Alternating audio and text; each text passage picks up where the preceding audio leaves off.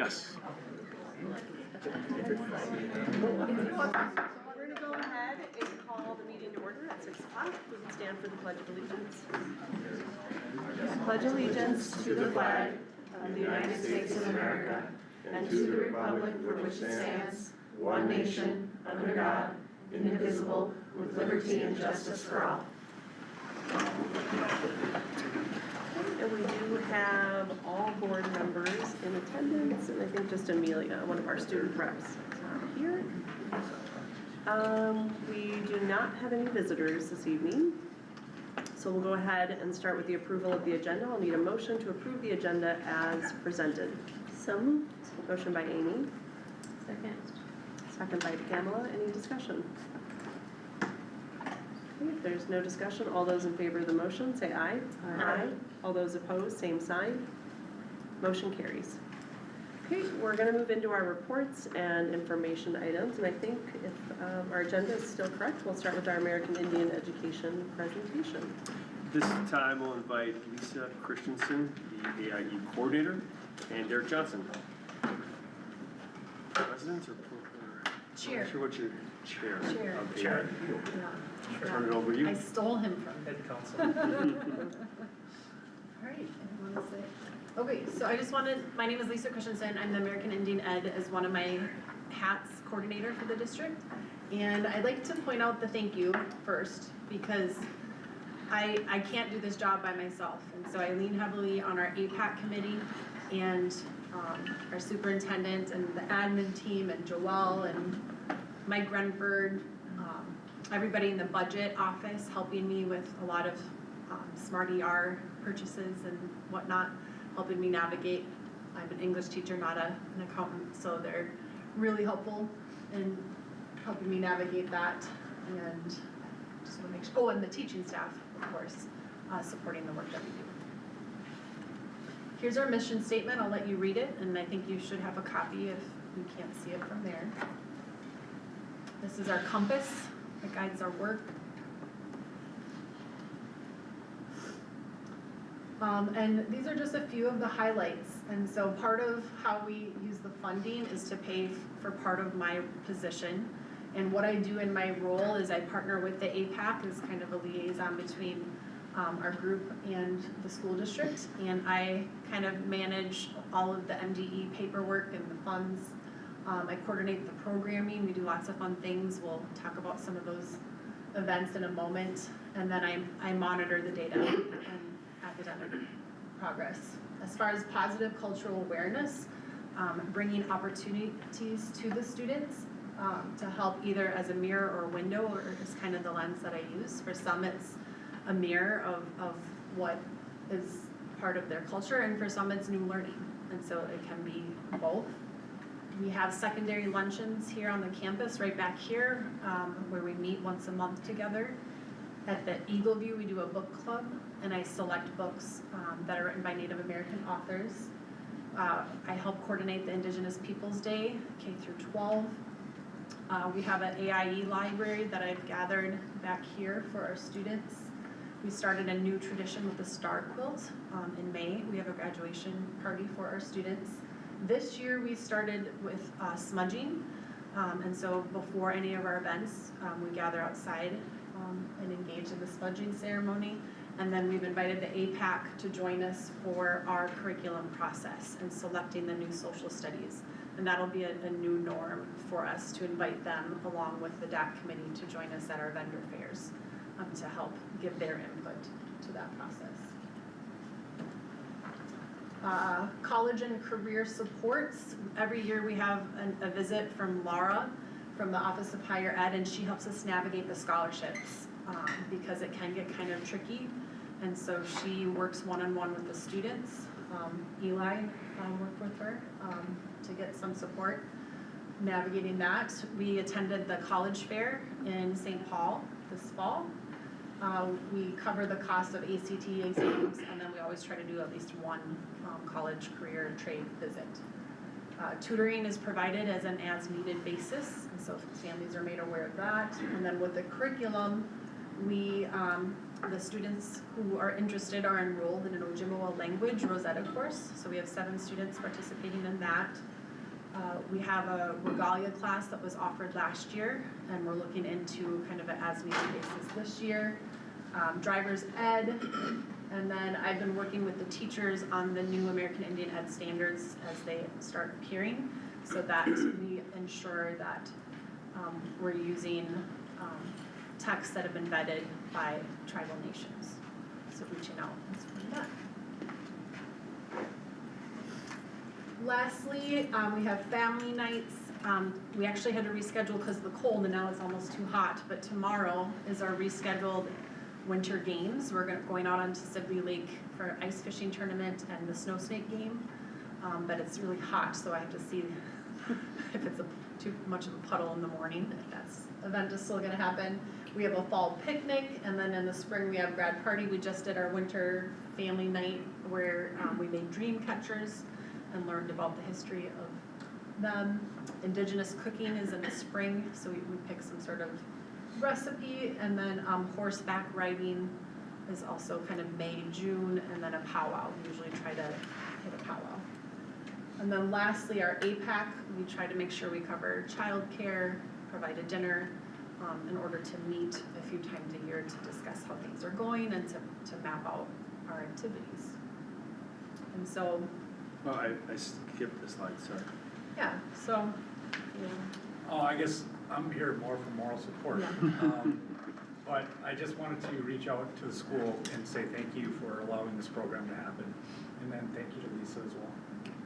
So just going on record for this. Well, and thank you to Derek for volunteering in the APAC committee, because I lean into that for what I do, so. But the history behind this is, I think we tried starting the program, was it 5 or 6 years ago maybe? COVID. And COVID hit, and it was just very difficult to get off the ground, and now everything that Lisa has been doing has got so much momentum going that there's a lot of involvement, and I think kids are excited, my kids are excited, and it's just turned into a really nice program, so thank you everybody for supporting. And so we voted yes as far as MDEs. Every year, for those of you new to the board, it's a vote yes or no based on are we supporting the needs of our students, and the APAC committee voted yes. And so we are sharing that vote with you. As we know, there's always things to work on. We kind of took a list together, and there's always continued work, but we're excited about the work that we're doing as a group. Any questions? I know I'm rushing through. I heard it's a busy night. So. Well, thank you guys for the presentation. Any questions from the board, Mr. Johnson? Madam Chair, I think I've asked this before, but I can't recall. Is there an environment of collaboration with other districts with what we're doing, or where do we stand in relationship to other districts nearby, Pine River or Walker? Or Yeah, so through Sourcewell, there's a group of us that kind of have some connections. So Sourcewell would be a kind of a hub, then is that? Yeah. Okay. Yeah. That makes sense. And Amy, is it Region 5 at all? Region 5. Is it? So Amy, are you still on? I'm on the Region 5 Development Commission, Okay. yes. Do you see any, I'm just wondering if you, well, we can talk about that later. Thank you. Oh, yes, Sourcewell. Madam Chair, do you have any numbers on like the number of families that are participating in family nights, the number of students that are taking advantage of the college application fees? Yeah, so we're Where's that at? we're a small group. So right now we have 26 students who are part or who qualify for the program, but not everybody chooses to participate in a level, like to join everything. And we have 1, 2, 3 seniors, and so my son being one of them, and so he's set, and then his son. And then our 3rd senior just moved here a month ago, and so I'm working with her to get her set up for success. So those would be the ones taking advantage of the college visits, the ACT stuff? The Or are ACT those- would be juniors, and we have 3 juniors participating. As of now, they haven't chosen to like take the ACT class that's offered, so it's up to the student and the families if they want to participate, but not all juniors will take the ACT. And I know we had some funding from the state. all of the funding from this come from the state? Or is it? Traditionally, yes. Yep. It's based on, you have to have 20 students and then, 500? $500 more Per- student after that. Yeah, student after Madam Chair, that. Yes. so you said we have 26 that would qualify. How many are participating, do you know off the top of your head? About 7, I would say, consistently at the high school. About that same number at the middle school, and we're down to 2 at Eagle View. It's a smaller number. And what are the qualifications? Parents have to self-select when they enroll in the district to mark the box that they identify as Native American. And then Kurt has pushed out in, what do you call it, the connection newsletter to invite anyone, just in case, you know, it's accidentally missed. Many of you have filled out all the paperwork. Sometimes you don't realize the impact of that choice when you make it. Thank you. Other questions from the board? Okay, thank you. Good luck with the rest of the year. Thank you. Okay, next on the agenda here, let me just get back to my agenda. Next, we have the nurse aid program report. So I think there's 4 of them, so maybe let's just do this. Let's bring up Mr. Nelson and Susan Matheson Young. Why don't you come up and sort of give a foundation, and then we'll invite students up afterwards, okay? Otherwise, it might be full table with 6 of you. We're all squishy. I know.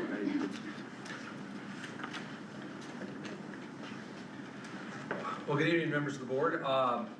So I'll just briefly cover a short history of the CNA program, and then I don't feel qualified to talk much more than that because Susan knows more than I do. We had attempted some of this work back in 19 and 20 with a previous teacher, and had tried to have an in-house CNA, and we ran into some stipulations, regulations that limited us in being able to offer that full certification. And so when Sourcewell approached a couple years ago with a pilot program, we jumped on board with that as an opportunity for our kids here at Pequot Lakes to earn some sort of a certification that would translate into the workplace. And so we were very lucky to have that funded through Youth Skills. It's a Department of Labor grant. Am I right with that, Amy? Department of Labor issues that grant, Youth Skills grant. And through that, interestingly enough, we've had a lot of kids interested in internship opportunities, but the avenue to open those doors is really limited. And this is the avenue by which kids can, once they get the CNA certification, they actually have a pathway in working with some healthcare institutions locally. So pretty excited about that.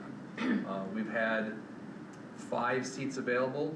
Our first year, I think we had 1 student, and then now it's really grown, so we have more of a consistent interest of students at Pequot Lakes. So I'll let Susan talk more.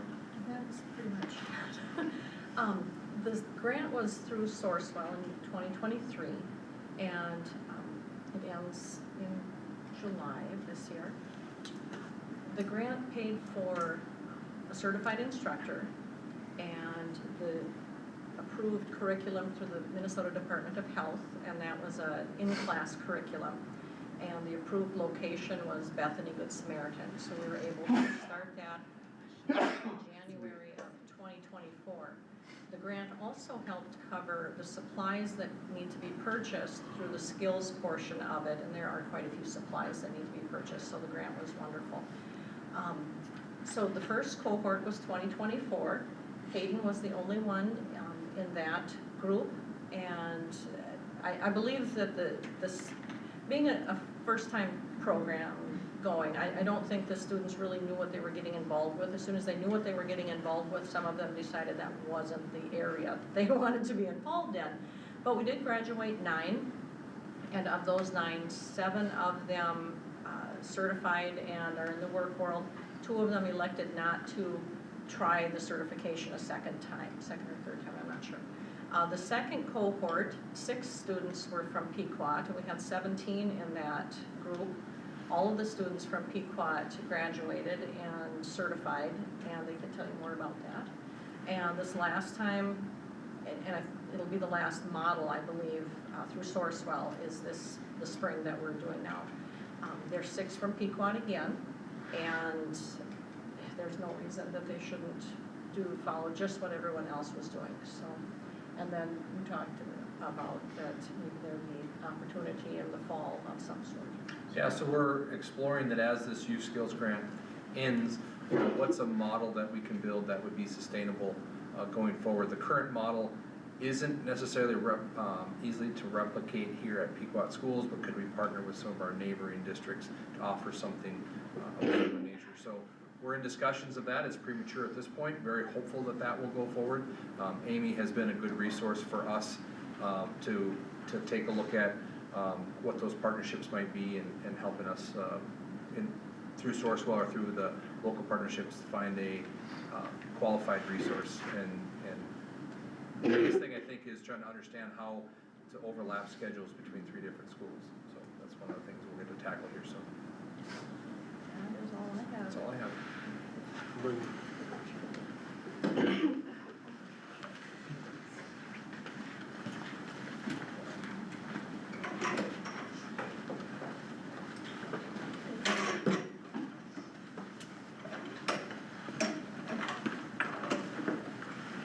I can start. My name's Delaney. I'm a senior here at Pequot Lakes, and I did the CNA through last semester with Susan.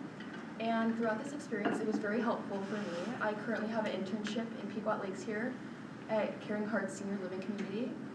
And all the nurses there have told me that it's so good that I'm certified because they told me that all the nurses who were nurse aides before always turn out to be better nurses. So, yeah. And also, I currently have the opportunity with my certification. I babysit 2 little premature girls who are twins, and they are fed through a G-tube. So, and I just want to thank Susan because she was very helpful through all of it, and very open to any questions we had and everything. So yeah. My name's Hayden Sandgren. I'm a senior here, and I did the class in January 2024, kind of just through that first one.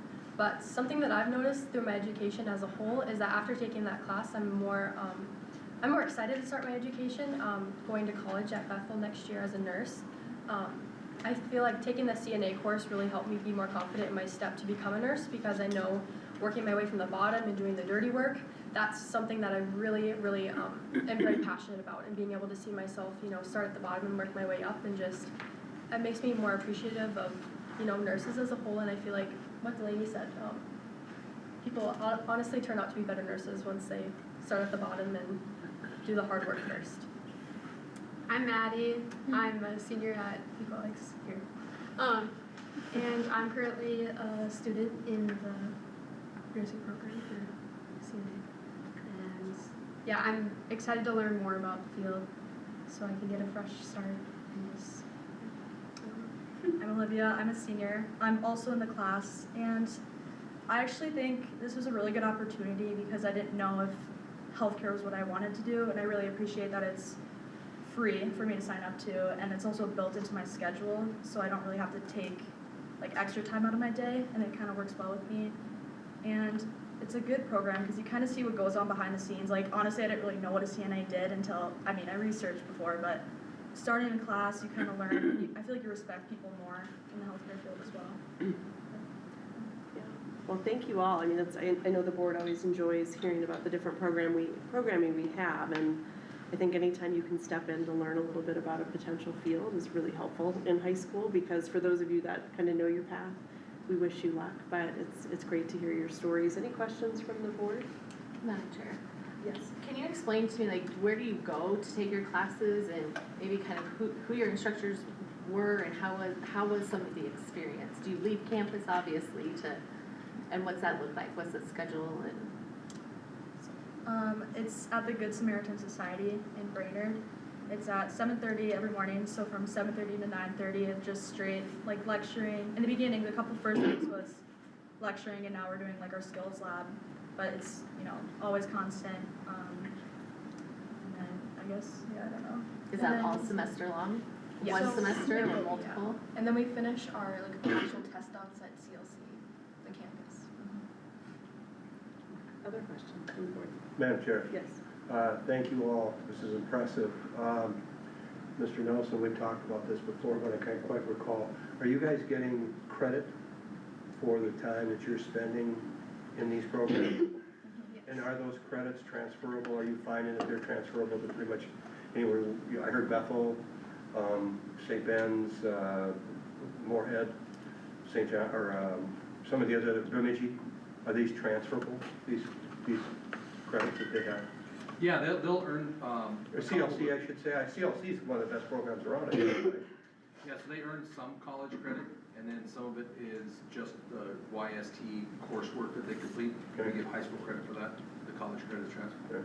And are there institutions that are reaching out to you, that they know that you're in these programs and they're trying to recruit you? I hope. think especially in the workforce, a lot of people that as soon as they hear that you are CNAs, they honestly, like, they just wanna hire you right away because you have those skills. And, you know, it's something that you're passionate about and Well, there's a shortage, and you know, you got major facilities, Sanford, Essentia, all these major care facilities. They're hopefully chasing you down and hopefully gonna make a good career for you. So, excellent work, girls. Thank you. Sure. Yes. And this might be for Aaron or Susan, but I thought I heard you say we had Thank you. 5 seats available, but we had 6 people. So can you, Madam Chair, can I answer that question?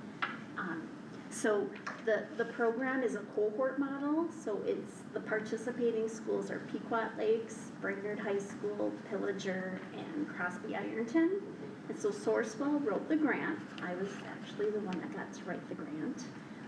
And it's a cohort model between the 4 schools. So each school had 5 seats available per cohort, 20 students max. so how can we have, I'm still not following if we had 6 students in a semester. Is that Some what- of the schools didn't fill the seats, so then Thank you. Pequot was able to, take those additional spots. You gotta expand this program. The maximum an instructor should be taking for the clinicals, I'm the instructor through this whole time, it's just me, there's nobody else. So the maximum that you have on the floor for clinical rotations, it's a 75-hour course, a minimum of 75 hours. 16 of them have to be 2 8-hour shifts at a nursing home, not an assisted living. It has to be a qualified place. It has to be a skilled nursing facility. Preferences, because you have more opportunity to do things as opposed to an assisted living. They're different entities completely. When they're on the floor, an instructor should only have 10 students on the floor at one time, because it's too many. They can't be let go to do things. You have to be with them at all times. So that's why it's 20, so we can divide that up and have 4 days for those students, so. We need more Susans. Thank you. Yes. Okay, so what grades is this available to? Junior and senior year. And so it looks like you're gone for part of the school day. Does it count as an elective, or what does it count as in your? So, yeah, very sure. Your elective? And then the 8-hour shift, is that on a weekend? Oh, you guys are committed. Hopefully they pay you. No. No. Unpaid. Oh. That is so not. We gotta fix that. Education Well, hurt. certainly. I know, like. Any other questions from the board? I just echo, Oh. thanks Susan, and whether you stay in that field or not, you're farther along than most people at your age, so I think that's commendable, so that's awesome. Yeah, and I would just add, thank you, Susan. You put a lot of time into coordinating and getting the curriculum approved by the Minnesota Department of Health, so thank you. Students have only said positive things about you, and you're very direct and just realness with students, right? You're getting a great education, and thank you, students. I mean, this is a commitment on your part. You're getting up before 7, or you're on the road before 7 a.m. to get to class, so. We forgot to tell them. Kudos to you. It's 4 hours, and all those hours have to be made up. So the kids that go through this, they are committed. Yeah. Well, thank you. We all wish you luck, and like, I think like Ross said, whether you continue on this path or don't, you know, we wish you luck, and hopefully it's helped you navigate where you want to go. So, yeah, and good luck with graduation coming up in the next few months. All right. Thank you. Thank you. All right, we are moving on to 4C, which is commercial driver's license, the CDL program, and Mr. Stump, I don't know who's presenting. Ms. Johnson, yeah, Taylor Bodie will come up as well for joining. So this is another YST, Youth Skills Training, a grant through Department of Labor, and Sourcewell is helping to coordinate that. An area that we've done a really good job on the college side. What are the workplace credentials that we can offer students here is an area of priority for me. And so when this opportunity came along, we jumped at it as well.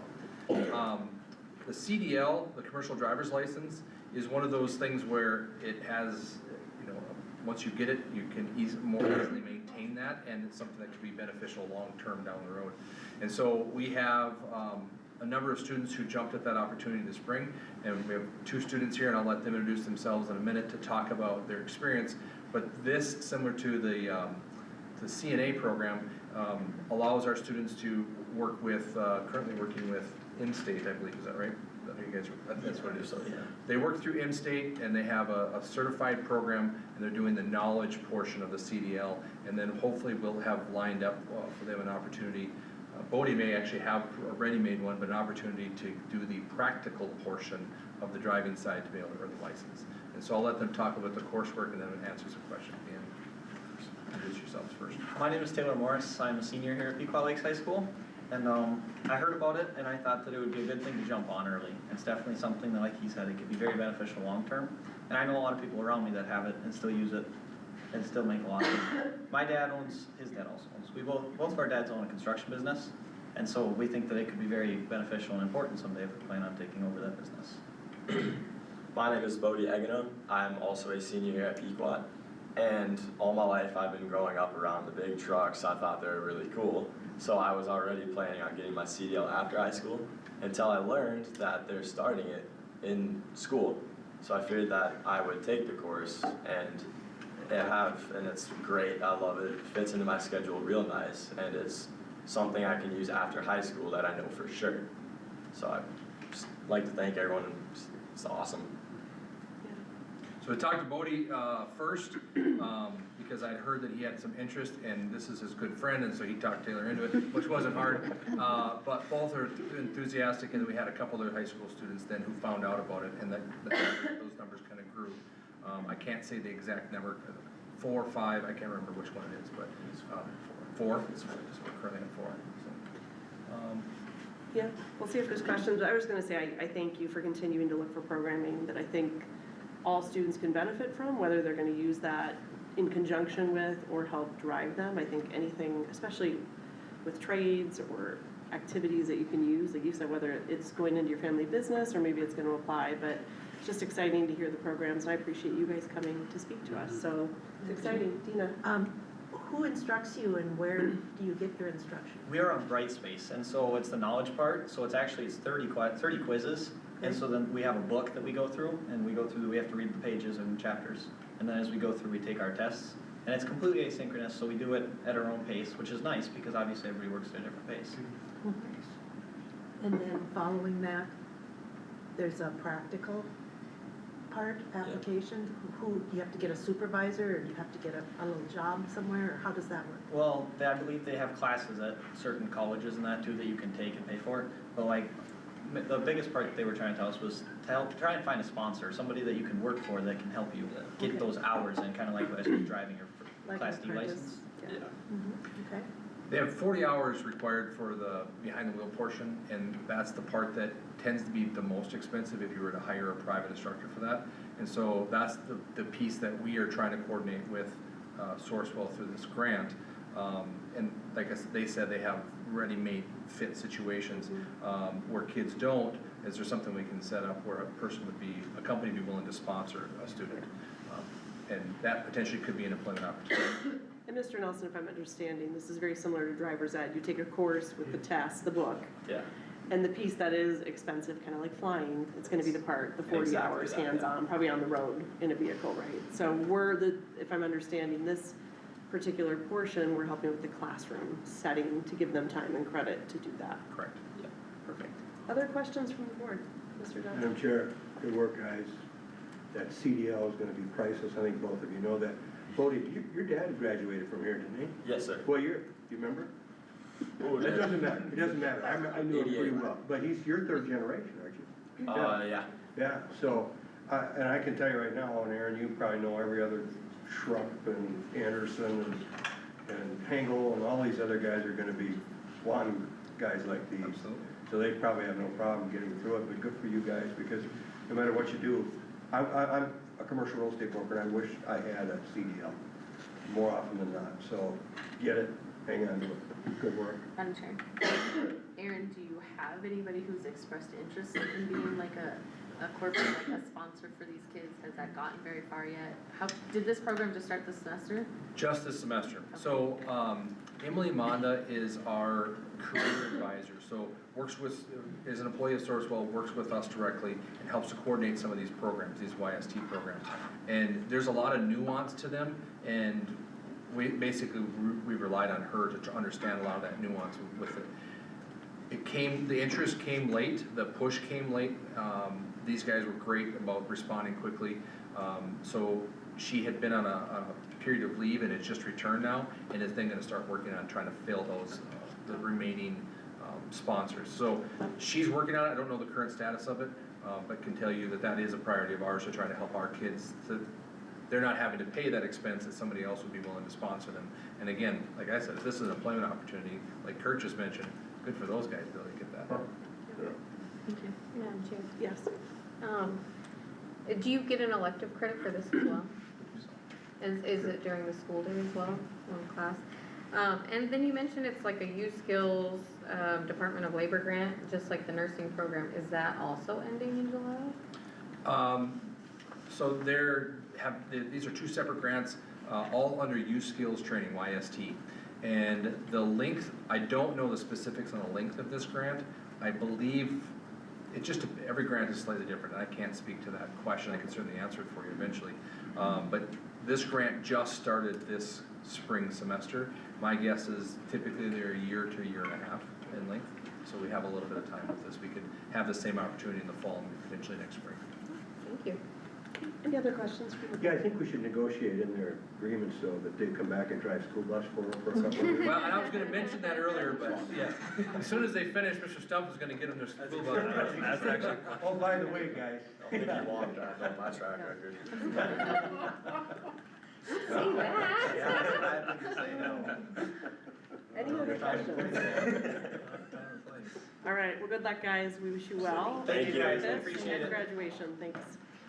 Fair Great, we're moving to 4E, which is reviewing, my favorite oh, I'm class. sorry, we're moving to 4D. Ryder, are you giving that report? Yeah. Yep. Well, not much has been going on. Snow days just wrapped up. We made about $800, which is more than we've ever made. Normally we just break even off of snow days. We made a little bit more money this year, and we have a blood drive on March 12th, and that is really our last thing. We're basically done for the year after the whole election. Okay, thank What you. is May 12th? March 12th. Any other questions from the board? I do, I'm sorry, Yes. Madam Chair. How do you make money on snow days? It's just ticket sales. Oh. Yeah. Do you guys do prom? No, that's probably Other A lot questions? more dates since the cell phones have been put away. Yeah. I do have a question. Yes. From a staff's perspective, it seems like our student participation, the court, whatever, they take the dress-up days extremely seriously leading up to snow days or whatever from a student's perspective or the student council side, how do you feel student participation is both during that week, Pep Fest, your activities, the dance, so? It's really low. We've had trouble like Pep Fest getting kids to sign up for the games that we hold there. That's been a real struggle, and then kids just don't want to dress up as much. And I mean, we've done a lot for what we can. We put sign-ups out, we put it in the announcements that there is sign-ups for the games. Student council, we always have a vote on the dress-up days that we pick for the week, you know, what's popular among the kids who are in student council. I mean, I don't know, there's not much more that we can do, I don't think. Got it. Okay, any other questions? All right, thanks, Ryder. Okay, 4E, we're gonna be looking at review and comment, the response from MDE, which is in your packets for board members. But Mr. Stump, anything you wanna speak to on this? Yes, the letter from MDE is in your packets, and we have to discuss this, or at least talk about this at a board meeting, share with our public that we got a positive review, and then allow our public, anybody in the meeting, the ability to ask questions. So this is that opportunity, which since it was a positive review and comment, they looked at our plan. I don't know if there was 50 pages by the time it was done, but either way, looked at our plan, came back, went back and forth with them, and clarified some items. So this means that we just need to get a, 50.1% or one more in order for it to pass. If it was not a positive review and comment, that'd have been a higher threshold to pass. Any questions from the board? Madam Chair? Yes. Quick question. Was it, the last time we did a referendum, was it the same threshold? Yeah, we got a positive review and comment. Any other questions from the board? I don't have a question, but I know we don't have a ton of audience, but I think we should pause and see if anybody has questions. Any questions from the audience? And I would just say, if there's anyone from the public watching, or at any point, obviously Mr. Stump is a resource, so please tap into him if you have further questions. Okay, we will move on to 4F, which is our superintendent report. Mr. Stump, I'll pass it to you. Real quick, going around to different community groups and organizations, and at least sharing information on the referendum. Had the awesome opportunity to go to an assisted living and memory care place in Cross Lake on Friday. We'll call some bingo and talk about the referendum. It highlighted that our county seems to be unique in the fact of our Crow Wing County elections goes to assisted living throughout communities and have them vote at their place. So it's basically absentee or ballot, but in their location, so they don't all have to get in a vehicle or find transportation or make it work to a polling place that hopefully is accessible. So seems like it's unique to our county, and it's a good opportunity, and they asked some really good questions. So we'll continue those meetings. Thursday's kindergarten information night. Last Thursday, we had a lot of parents in here for the 8th and 9th grade parent information night, which I got to talk to them, and elementary conferences are happening tonight. We should also highlight Knowledge Bowl making it to the state tournament. Do we have a wrestler as well? We have 2 wrestlers that made it to the state tournament. Yes. It's that time of year. Yes. Great. Any questions for Mr. Stump on the report? Okay, thank you. The next item on our reports is just kind of an FYI for the board and the public, just our enrollment. Nothing really to report there. See if there's any questions. Otherwise, we will move on to the consent agenda. Okay, as the board knows, all the items on the consent are considered routine, but if you do want anything pulled off as a separate discussion, it needs to be done before we move into the motion, because there is no discussion on the consent agenda. So if I don't hear anybody who needs to pull anything off the consent, I'll go ahead and take a motion to approve the consent agenda items as presented. Motion by Kurt, second by Dina. All those in favor of the motion, say aye. Aye. All those opposed, same sign. Motion carries. Okay, we'll move on to action items, which is number 6 on our agenda. We'll start with 6A, which is the pay equity implementation report. I need a motion to approve the pay equity implementation report as presented. So moved. Motion by Dina. Second. Second by Amy. Do I have any questions or discussion? If you don't mind, I'll Mr. maybe Stump? kick this off. This gets approved by the board every 3 years. So the state of Minnesota requires businesses, schools being one of them, to submit a pay equity report. In essence, looking at job classes that have female majority workforce compared to job classes that have a male majority workforce, trying to see how many steps it takes to the top, if it's just one step or if it's 4.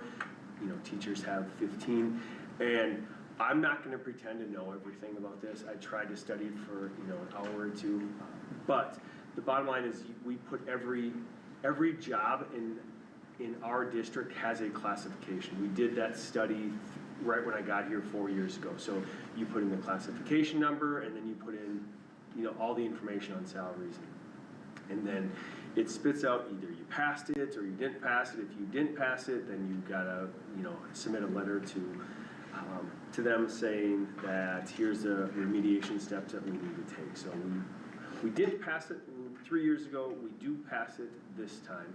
But I did want to just highlight this for our board and for our community, because again, when we negotiate contracts, we can't look at different bargaining groups in isolation, because they all impact each other, and they all ranked in their classification and all given points within the classification. So we do have to take that into consideration when we're even negotiating with other groups that aren't involved in the discussion. How does this impact pay equity moving forward?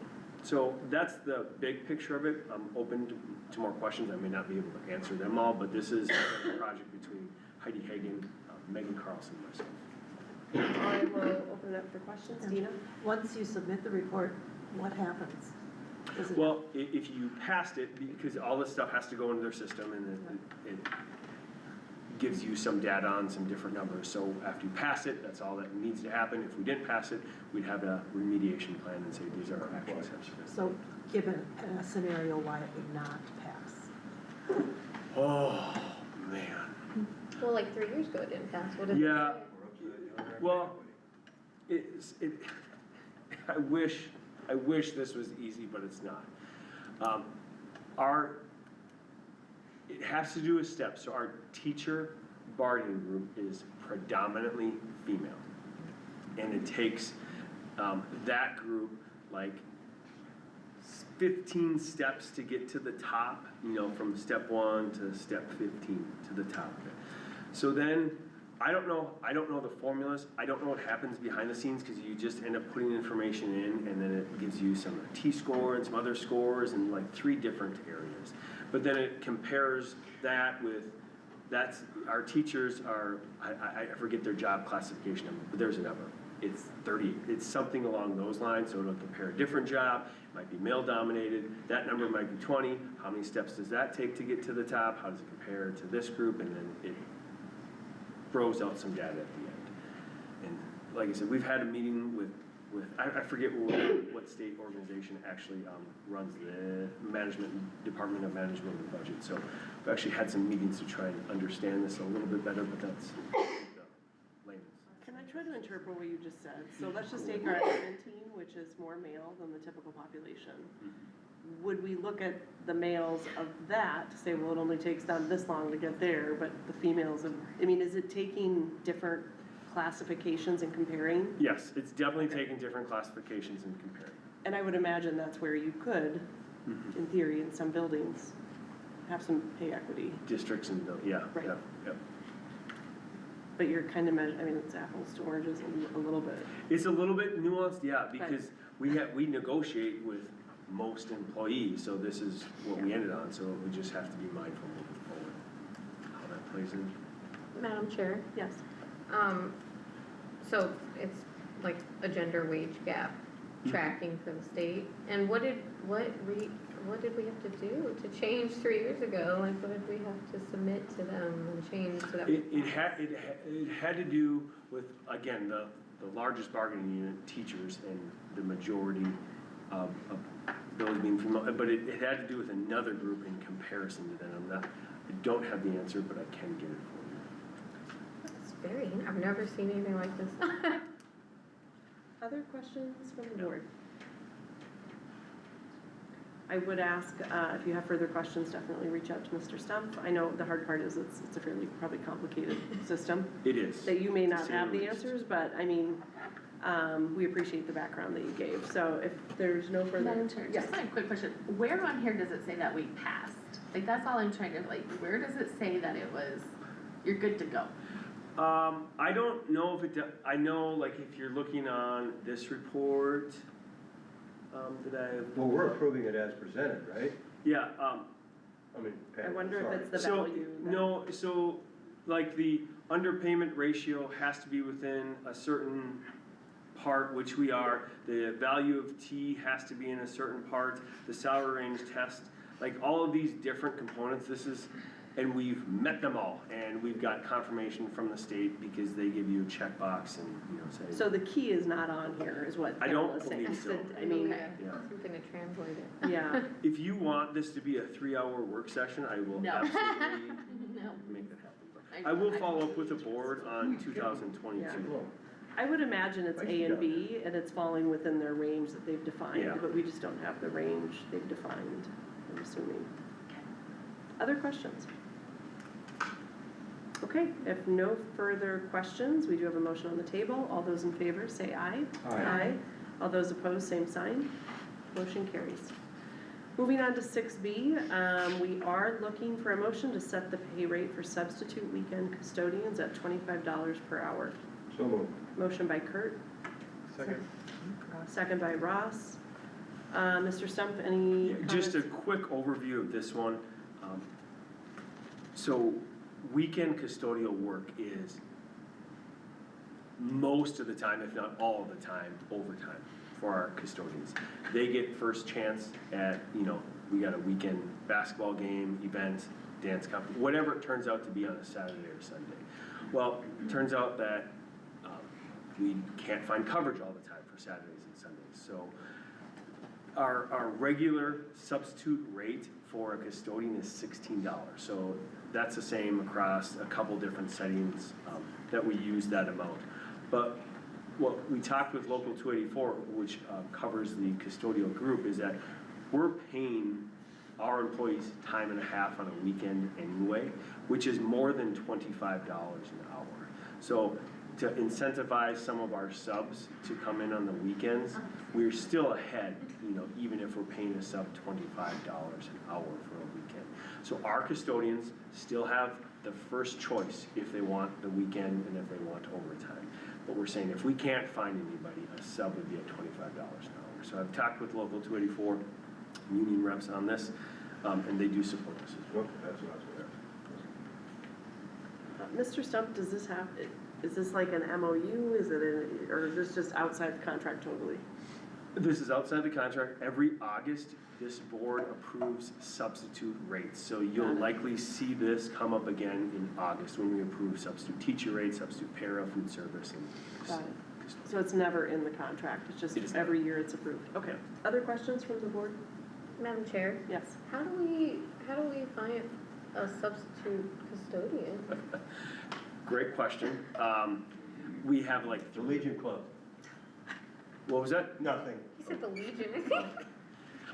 No, we have like 3 of them. It's not a ton. It's mainly word of mouth. I don't know if we've posted on Indeed. We have usually a standing, here's some substitute positions that are available, but So it's not through like teachers on call? no, I was no. just wondering how that works. Okay, any other questions?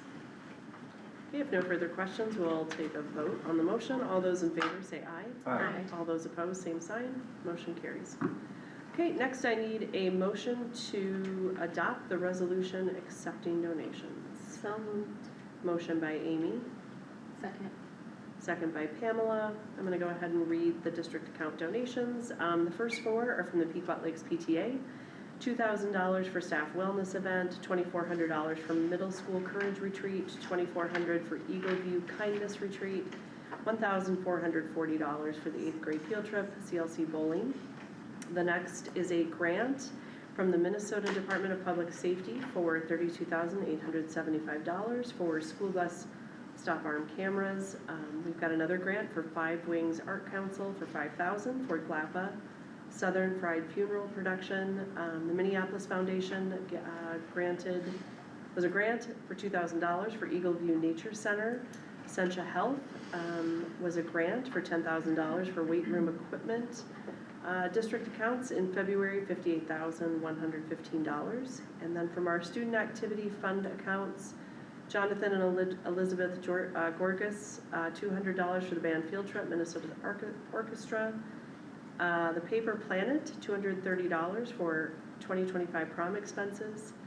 Patriot Activities Club, $1,700 for Spanish club trip. The Patriot Activities Club, also $500 for Interact Club. The remaining are all for the robotics team. Ideal Community Service Organization, $2,000. Clausen and Schissel CPA, $100. Anderson Brother Construction, $500. Pequot Tool and Manufacturing, $1,500. And Pequot Lake Sanitation, $500. The total for February student activity fund account, $7,230. And we thank everyone for the donation and grants this month. Any discussion, questions? Okay, if no discussion or questions, I'm gonna go ahead and take a roll call vote. Mariah? Aye. Kurt? Aye. Pamela? Aye. Dina? Aye. Ross? Aye. Amy? Aye. And I vote aye, the motion carries 7-0. Okay, moving on to meeting dates, we do currently have a work session planned for March 3rd at 6 p.m. And March 17th, 6 p.m. is the school board regular meeting. Any updates to either of those? There are, we might be either canceling or postponing the March 3rd. Turns out Monday nights are a busy night for city council meetings, and in my trying to get around to city council and community groups, Monday, March 3rd is Pequot Lake City Council at 6, and then Breezy Point City Council that I'm presenting at 6:30. Okay. So that will not work. We'll be in touch and see what comes up, either before the 17th or after the 17th if we need a work session. Perfect. So just keep an eye on your email. Any other announcements, Mr. Stump? We do not have any. Okay. Madam Chair, real quick, Yes. does that keep an eye for updates or keep an eye on if we're having a meeting? I'll let you know if we do need to have a meeting, and then we'll send out see what works. We should probably decide this week. So people can Yes. plan. Yep. So, which I guess because the 3rd is next week. Yep. I'm almost We're wondering. not meeting there. We're not. Oh, we're meeting there. not. On Monday, March 3rd. That was not I clear, so. cannot. Yeah, Okay, I that's- So, cannot. yeah, so there is no meeting on March 3rd. Thanks for the clarification. I didn't hear the gray there, I was confused, Sorry. so. Okay, moving on, we are going to need a motion to close the meeting for the purpose of the mid-year evaluation of the superintendent pursuant to Minnesota State Statute, Section 13D.05, Subdivision 3A. So moved. Motion by Amy. Amy, second by Dina, any discussion? Okay, all those in favor of the motion, say aye. Aye. All those opposed, same sign. The meeting is closed at 6:52 p.m.